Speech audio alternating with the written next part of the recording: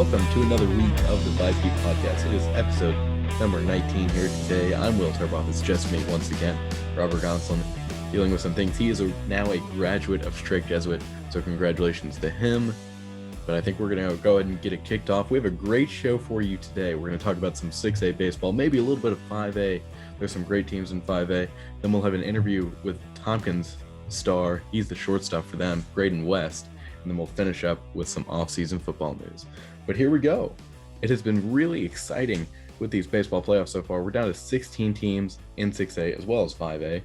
So in Region 2 it's been really interesting. I've got a chance to see some of these teams, just through social media. But Rockwall Heath and Tomball will be in one of the Region 2 semifinals. Rockwall and Rockwall Heath both survived after winning their respective series. They would play each other in the Region 2 finals. That was to happen. Rockwall Heath will be playing Tomball, who actually swept Connor Weigman and the Bridgeland Bears over last weekend. So it's kind of a shock. Tomball, one of those dark horse teams, especially in that area. It's their first year in 6A after being in 5A, so they'll be in 6A for at least the next couple of years with the 2020 to 2022 realignment. A little bit further down in Region 2, Rockwall Heath will be playing Grand Oaks. So I got a chance to see Grand Oaks play against Tomball Memorial a couple weeks ago. They look like a really great team. They've got some great pitching.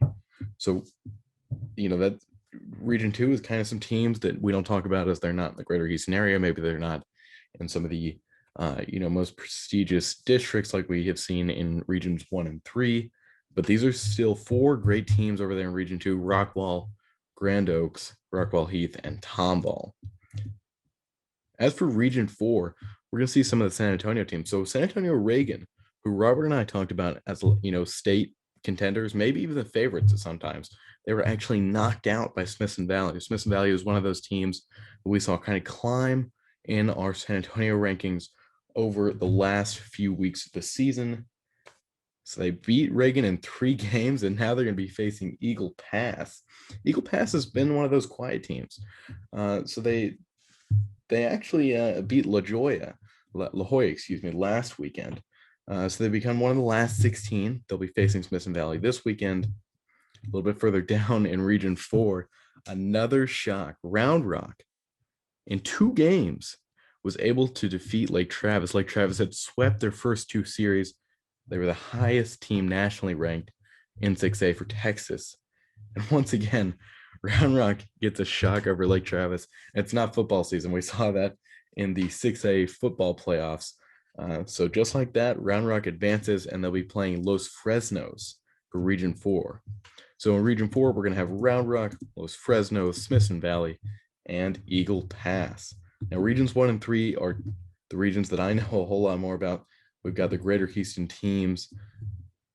In Region 1, it's going to be Keller and Coppell. So Coppell was one of those teams, they were the team that beat Dallas Jesuit. They swept them, then they swept Prosper last weekend. As for Keller, they beat Eaton. Eaton was a team that we thought would go a little bit further, but Keller, who is the winner of District 4, now they'll face Coppell. On the other side of Region 1, South Lake Carroll will face Marcus. Marcus defeated Plano. Plano is one of the underdogs of this series. They won their first 2 series as the 4th seeded in their district, but now there's only one of those 4th seeded teams left, and it's Pearland. So in the first round, Pearland had to defeat Clearbrook, who was a district winner, and then in the second round they defeated Kingwood in a 1-game series. And last week they actually defeated North Shore. North Shore got a huge upset victory in a series against Alvin. So a lot of people thought maybe North Shore would make a push. Unfortunately, they did not. Pearland, representing District 23 well. There were 3 out of the 4 teams left as of last week. Straight Jesuit knocked out Shadow Creek. I'll talk about that a little bit later on. But still, 2 teams left from District 23. Pearland will be playing Jersey Village. This is one that I did not see coming at all.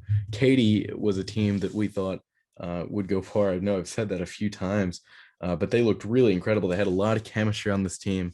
They were just fun guys to be around.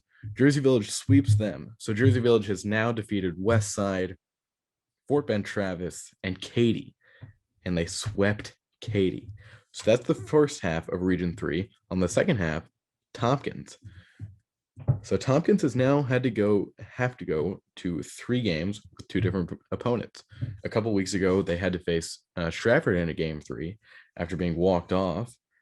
Eventually, Graiden West, who will be on the show a little bit later on, got a mercy rule walk off in their series last week against Cy-Fair. Their offense, which has been incredible throughout the season, was thwarted in the game 2. They didn't score any runs. Their pitching was really strong. They only gave up 1 run, and I believe it was unearned. So just an incredible series for them in the game 3. Graiden West got another home run, and there's been a few really great players for them. We're going to talk to him in just a minute. But Tompkins is going to be a formidable opponent for Strake Jesuit, who has not lost a game in the playoffs yet. 3rd seeded team in District 23. So the 2 teams left from District 23 are the 3rd seed and 4th seed. Really incredible stuff. They defeated Shadow Creek. They swept them. Didn't give up hardly any runs. Garrett Stratton and Andy Leone, they're 2 starters so far. They've only used 3 pitchers, I believe, in the playoffs so far. Garrett Stratton going all but 2/3 of 3 complete games in his series so far. So in Region 3, we've got Tompkins, Strake Jesuit, Jersey Village, and Pearland. These series are all starting coming up in the next few days here. So we're really excited to see them. I guess we'll go ahead and hand it off to my interview with Graiden West from a couple days ago. All right, and I'm now here with Tompkins baseball star Graiden West. Graiden, how you doing today? Doing really good. How are you doing today? Pretty good. I got to see you out at the game 3 against Cy-Fair out there in Tomball last week, and to nobody's surprise, you hit a bomb. It was the first run of the game. What was that whole series like? Because I know it kind of came of a shock that you guys didn't really score that many runs, that we've seen in some of the games before. So what do you think were the strong points of that Cy-Fair team that maybe you guys didn't see coming? Yeah, definitely the pitching. Game 1 we won 7-0. Actually, that was a pretty good game. Our lineup did pretty good, but the second game we got shut out. They had a really good pitcher that we honestly didn't really know about. So he kind of shut us down, held us to 1 hit, I think. So that was a surprise to us. We knew that their strong point wasn't hitting. We knew it was going to be pitching, which I mean it showed for. They had no earned runs actually for them, so they only scored 1 run, but it was unearned. So I mean that's pretty much all I got about that. Yeah, that's right. I mean, I'm going to talk a little bit later on about just the sluggers that are on your team because there's so many of them. Uh, but you guys didn't allow any earned runs in the series. 1 run overall, which was unearned, like you said. So what can you say about the pitching, not only in this series, but, going back, ending the regular season and starting off and just being so dominant in the playoffs so far? Well, yeah, towards the beginning of the season, the pitchers like kind of struggle with walks, and we've been working a lot in practice. They work their butts off, man.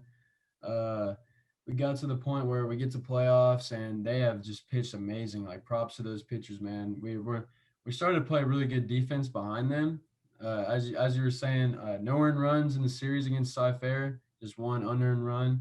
I mean, we've honestly just been practicing really hard, and defense is starting to pay off. And props to those pitchers, man. They're doing a great job, and we got their backs on defense. So I mean, that's how those runs aren't going to be scored with us playing defense. So they're doing their job, we're doing our job. So that's how that works.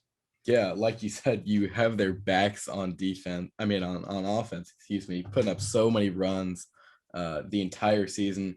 When did you realize that this was going to be a team that would just mash the ball all year? Golly, so we played in this fall league, uh, and it was with like Katy High School, a few other Cypress schools. It's the 5 tool fall league. I don't even know, but that's when I started realizing, wow, this team is gonna mash. Like we put up like 10 runs like per game. We won. We actually won the little tournament thing, and I mean, we just didn't stop hitting. And I was like, man. And we didn't even have a sophomore named Drew Markle on the team. Yeah, he was in football, so we had another slugger coming in, and we were like, man, we could really swing it. So if we could get our pitching going, we're gonna make a far run in the playoffs. So that's Yeah, when I I know we predicted you guys to be one of the best teams in the Houston area. Guys like you and Jace and Will Stark. just so many guys that were just hitting bombs in the fall and years past.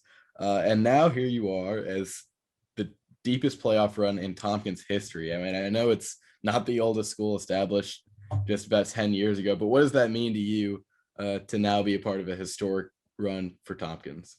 It means a lot, man. Like my sophomore year, we actually got upset by Cy-Fair in the second round. That wasn't supposed to happen, but it did. It's baseball. It happens, you know. It means a lot because we've been working really hard, and I feel bad for the COVID seniors last year because we could have done something last year too. But we've all kind of, I'm still in the group chat with all the COVID seniors, and they're like, "Hey man, do this for us. Like this is like redeem us, redeem us." Like I'm just like, "Hey man, we got y'all. We're gonna do something special for y'all because we know y'all are part of the program. So now we're gonna do something for y'all." And I mean, we've started it. So fourth round, hopefully we can get farther than that. Obviously, play straight where you go to school. Sorry, we might have to beat you, but hopefully. That's right. We'll talk about that a little bit later on. But I like how you brought up the COVID seniors, the class of 2020, and you guys had already started the season when all that happened. You know, what was going on right there? Because I know you guys started off kind of hot. Yeah, are you talking about last year? Right, last year. Okay. Yeah, we were I think 10-2-1, and we were a little bit on a roll. We had a few sluggers go away, but we luckily gained those sluggers back through like sophomores like Landon West and Drew Markle. We recovered a little bit, but definitely miss those guys. Those are great guys, but this year's definitely for them. So Yeah, you've gotten to know that Landon West guy over the yeah, last couple of years, haven't you? What's it like having your brother on the team? man, it's definitely like one of the best things that's ever happened to me. Like it's pretty cool, like to spend your senior year with your little brother on the team, and he's in the starting lineup and not just like on the bench. You know, that's pretty amazing. That he can make that happen. You know, uh, yeah. So that's cool. He gets to throw the ball down to me, and tag a runner out. Done that a few times this year. It's just like it's just a great thing that happened in my life, and hopefully we finish it out strong. Yeah, absolutely. And it was I didn't even realize that he came into the game and the PA announcer said on deck for Tompkins is I think it was Little West and West. And Yeah. then I put together you guys were brothers and I happened to be talking to your dad the whole game. So there's really just this huge community not only in Tompkins but there were guys from Katy High School out there. So what can you say about the community that you guys have really developed out there? You know, the community has been really good supporting us, and like all of our schoolmates have come. All even like as you say, like you saw Katy high school players there. You saw other players going there. My friend Caleb Matthews was actually there. He's going to Rice with me next year. He was a pitcher for Katy High School. Really good dude. Hopefully, me and him are going to actually be roommates next year, so that's awesome. So he's out there supporting us, even though his season ended. Like they didn't want it to end that way, but it happened because it's baseball. But he was there supporting us. A lot of people there supporting us, which is really nice. The community's done a great job Yeah, supporting the local that's Tompkins Falcons. that's really awesome that Caleb is going to be your roommate. I mean, you guys know each other just from playing baseball and kind of growing up in the same area. And you're familiar with a few of the guys that you're going to be playing this week. Two guys that are going to Rice, Garrett Stratton and Trey Duffield. So, what is your relationship like? I know you really wanted to get Garrett on here tonight. How is your how do you know Garrett to start off with? I know Garrett. I actually through Twitter, like I saw him commit, and I was like, so I just followed him, and I didn't know, I didn't meet him until at a Rice game this year. Trey was there, and then Garrett was with Trey, and he just came up in the stands and we met. I was like, man, I like this guy. It's pretty cool. So that's how we met. But I've never seen him pitch or anything, so I'm looking forward to playing them this week. Yeah, he's had an incredible run in the playoffs so far. I believe it's, he pitched two straight complete games and then six and a third in his last game. And I'm sure you guys have done your scouting already. The pitching is really incredible on the Strake Jesuit team. But what do you think gives you guys the edge over them? Well, honestly, our pitching needs to buckle down, and our defense needs to buckle down, so it can at least be a close game, just in case Garrett dices us. So We'll see. Hopefully it's going to be a good series. I'm sure it will be. I'm really excited. So that's going to be awesome. But I would say Yeah, our pitching, it's going to be a pitcher's duel if it's going to be a close series. So that's what needs to happen. absolutely. It's going to be a really exciting series to watch. I'll be out at all the games. I mean, you guys are just infectious. All the players come out after a home run or really anything, any exciting hit. So it's the, I'll always have the Strict Jesuit will always be my favorite team, but Tompkins is going to be a close number two. And I'll be happy to see either one of you guys up there in Round Rock in a couple weeks. And of course, yeah. Yeah. Well, thanks for coming on, man. I'll see you later in the week, I guess. I'll see you at the games, man, for sure. And once again, Tompkins baseball star Graiden West. Well, once again, I want to thank Graiden West for coming on the show. He was such a great guy to have on. I can't wait to see him this week. I will be at all of the Strike Jesuit Tompkins game doing a live audio stream, so make sure to tune into those. The links will be posted on VYPE's website. And now I think we've got a little bit of off-season football to talk about. There was some big news about a week ago about one of the top recruits in the city of Houston deciding to forego his senior season. That is Jaydon Blue, who is a 2022 running back. He's committed to the University of Texas. There were a lot of mixed reactions to this. A lot of people think, you should play all 4 years in high school and really go at it full speed. We did see some guys do that last year, as a result of just being weary of the COVID-19 situation. Now it looks like that's cleared up quite a bit. Jaydon Blue, although, he's had a really great career, doesn't play for a team that has consistently contended for a championship. And a lot of people think that, he's making the right decision here. He will train. He's a great student from what I've heard. So props to him for making his own decision here. And I'm sure he will be even better over there in Austin. And now a part of the show that I really want to bring in is recruits that I've got a chance to see, just in my time going to camps. The Saraki brothers, who are both at the Woodlands. I got to see them at an offensive lineman and a defensive lineman camp. Both of them are around 6'7", 6'8". One of them is a freshman, that would be Colton, and then Caden is a junior, so rising sophomores and senior. Both of those guys look incredible. I know they've got a great quarterback over there, so it's going to be a great season for them. And then Gerard Anderson, who's another guy that I saw. He is a 2022 guy. He's already committed to McNeese State, but he looked just amazing at this camp. So 3 guys right there that if, maybe any recruiters are watching this, those are guys that you want to have on your list. Well, I think that's going to do it for the show. Appreciate all of you tuning in. This is episode number 19 of the VYPE podcast. We will be back next week with 8 teams left in the 6A Baseball State Championship. For VYPE, I'm Will Turboff. Thanks for watching.